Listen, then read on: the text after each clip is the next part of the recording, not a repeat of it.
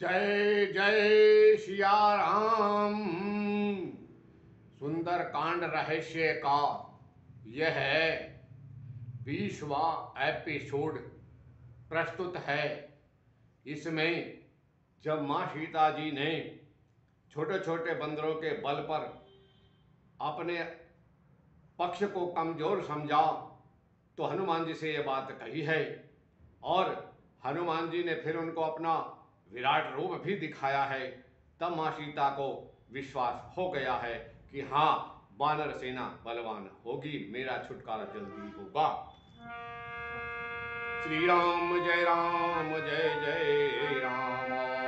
जो रघुबीर हो तसुधि पाही, पर करते नहीं विलंब रघुराई। राम बानर बियु ये जानकी, तम बरूत कह जातु धान की। अब ही मातु और जाऊं लवाही, प्रभु आय सुनहि राम दुहाई। कछु का दिवस जननी धरो धीरा, कपिन सहित अहि रघुबीरा। निश्चर मारी तो ही लई जय है, अति हुपुर नारदादि जसु गई है सुत कपि सब तुम ही समाना। जातु धाम नयति भट बलमाना, मोरे हृदय परम संदेहा। सुनि कपि प्रगट कीन्ह निज देहा, कनक भूधरा कौर शरीरा। समर भयंकर अति बलवीरा, सीता मना भरोसा तब भया। मुनि रघुर पवन सुत लया।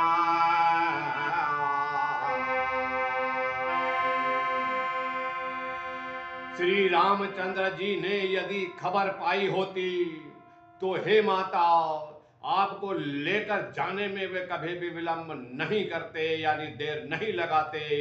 हे जानकी मैया, सुनो, राम बाण रूपी सूर्य के उदय होने पर राक्षसों की सेना रूपी अंधकार भला कहाँ रह सकता है।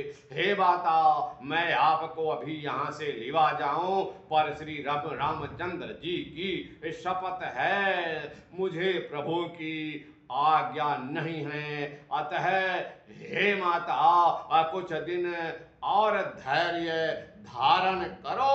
श्री रामचंद्र जी वानरों सहित यहाँ आवेंगे और राक्षसों को मारकर आपको ले जाएंगे। नारद आदि ऋषि मुनि तीनों लोकों में उनका यश गावेंगे। सीता जी ने कहा, हे पुत्र, सब वानर तुम्हारे ही समान नन्हे नन्हे से होंगे। राक्षस तो बड़े बलवान योद्धा हैं, अतः मेरे हृदय में बड़ा भारी संदेह उत्पन्न हो रहा है कि तुम जैसे बंदर राक्षसों को भला कैसे जीत पाएंगे।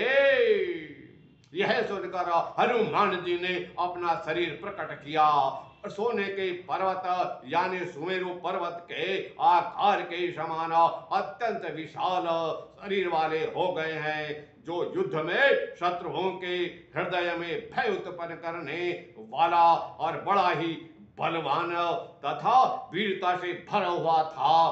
तब उसे देख कर जनक नंदनी सीता जी के मन में विश्वास हो गया, संदेह मिट गया। हनुमान जी ने फिर अपना वही छोटा रूप धारण कर लिया, जिस रूप में माँ सीता जी के निकट आए थे। सुनु बाता सख मृगा, नहीं बर बोधि विशाल।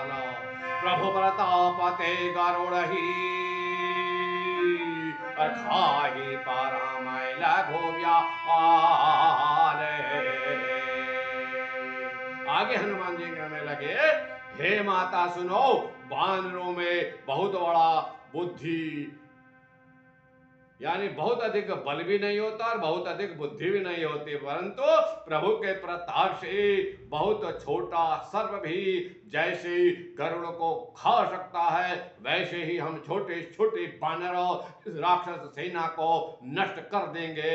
यानी हम अत्यंत निर्बल हैं, फिर भी हम बलवान को प्रभु राम के प्रताप के कारण, उनके वरद हस्त हमारे सिर पर होने के कारण हम उनको समाप्त कर डालेंगे। माँ, आपका छुटकारा बहुत जल्दी ही होगा। इस प्रकार से जब माँ सीता ने संदेह किया, हनुमान जी ने पर्वत के समान विशाल बल से युक्त और सभी प्रकार से शत्रुओं को भय देने वाला अपना रूप प्रकट किया है, तो माँ सीता जी को उन्होंने अपना जो सिद्धि रूप था बड़ा वह दिखा दिया।